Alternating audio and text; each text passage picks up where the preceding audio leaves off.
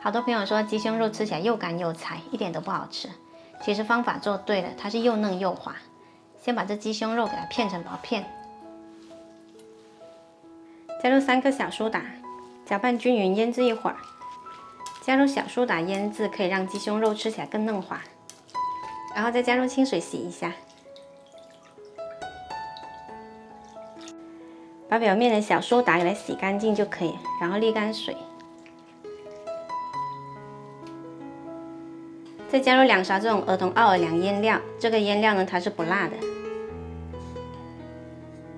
还有1勺生抽，少许淀粉，然后给它拌匀，腌制一会儿。我还是习惯用手来搅拌，这样能够更均匀。腌制10到20分钟就可以。接着我们就可以来煎，锅里放少许油。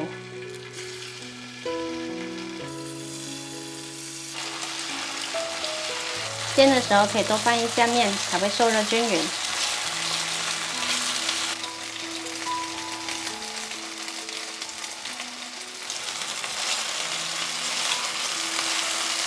鸡胸肉是很容易熟的，来回翻个2、3面，两面金黄就可以了。这个方法做出来香煎鸡胸肉呢，吃起来是又嫩又香，一点都不干柴。喜欢的朋友可以试一下哦。吃的时候我们可以搭配着黄瓜或者生菜一起吃，味道特别棒，赶紧试一下吧。